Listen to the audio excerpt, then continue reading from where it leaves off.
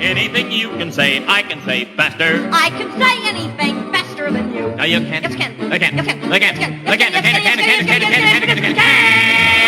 I can jump a hurdle. I can wear a girdle. I can knit a sweater. I can fill it better. I can do most anything.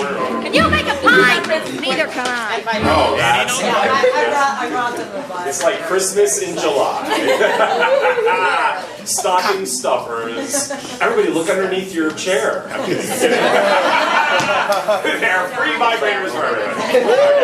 Some of you are like, what is happening in the studio? Don't worry. It will all make sense. So, did you bring the batteries? Some assembly required? You brought it. Okay. Let's just wait until the break. No sounds. Okay.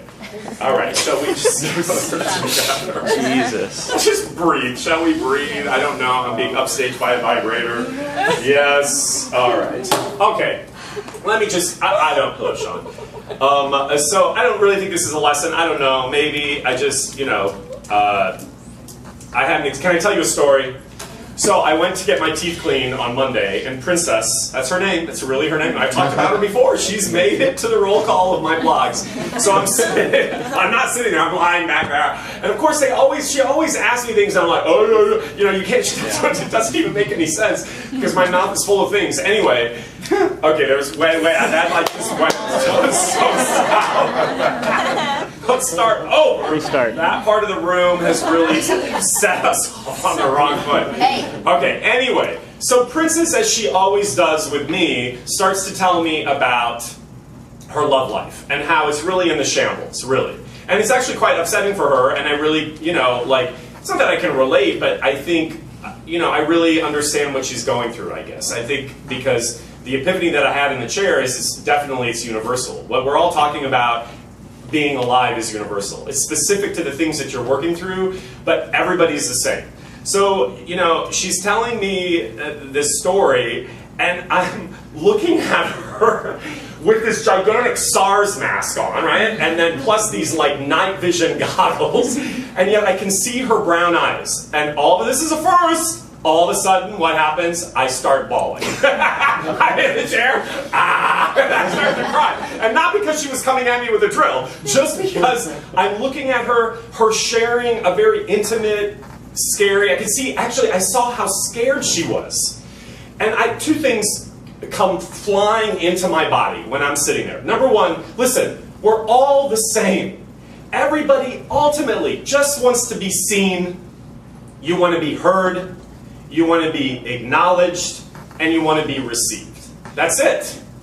And actually, that's all acting is doing that dance with somebody in a really deep way through what? Through connection. So here she is having a connection with me that a lot of people would think, well, she's just your dental hygienist. And so we automatically separate ourselves from having connections with people who aren't in our comfort zone. So if they're not my parents, or my family, or my lover, or my really good friends, I'm not allowed to have a deep experience. Who put those limitations on you? The last I checked, there are no limitations of being alive.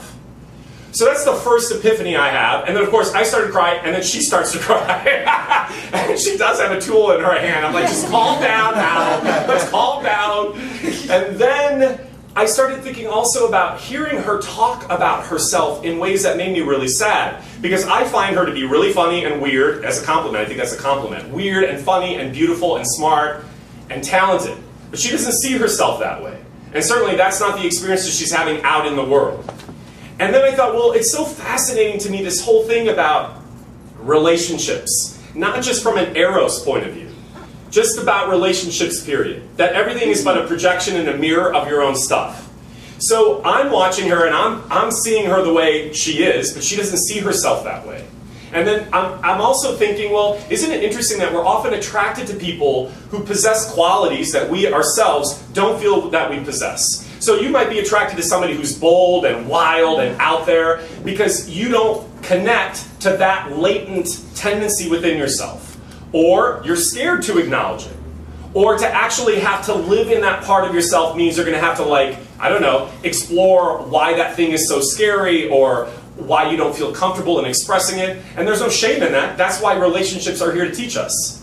Similarly, we might be attracted to somebody who, possesses, the adverse of that. So maybe somebody's more shy or internal, and so maybe that's something that you're learning and being with that person to cultivate. So then I started thinking, well, this is so interesting to me because it's all about connection. And where we keep erring is that we keep seeking the connection through technology. I've gone on about this 1,000 times, but it bears repeating. So we keep wanting to have real connections with people outside of our wheelhouse. I'm talking about just people out there. She wanted to connect with me. I wanted to connect with her. I was surprised how it happened. But instead, we go to Instagram and we want to get more likes and we want to get more retweets and we want to get more shares and thumbs up. But isn't it insatiable? And isn't it never satisfying? Why? Because the human factor of connection is not in that mix. So the last thing, what does this have to do with acting? Well, that's all it is. What if you thought about acting in terms of going into a room and creating a space for yourself to create your own moment of connection? Now see, a lot of you would think, well, everybody's so frantic in those offices and they're, oh my gosh, everybody's running, and they just, oh my God. So then you buy into that myth. Again, the last time I checked, casting directors are human. Agents are human. People are all seeking real connection. So you go into an audition, and it's as simple as you creating the space for yourself. Now that doesn't mean they're going to receive it. It doesn't mean that the dynamic is necessarily going to be a perceptible change in your experience. But for you, you've created a space for you to simply take a breath, acknowledge that there is another person here. And what is this art form anyway? It is the art form of connection. That's all it is. Kids, you have to practice that. That's presence, that's mindfulness. And it's just part of our DNA. We just don't do it because it's scary and weird. It's overwhelming. I did not want to start crying, nor did I expect to cry with Princess towering above me with lots of metal tools. I just did not want that to happen, and yet it did, and it was beautiful, and look what comes out of it. Lessons, light bulbs, ahas. How can we be more of that? Sweeter. I can sing anything sweeter than you. No,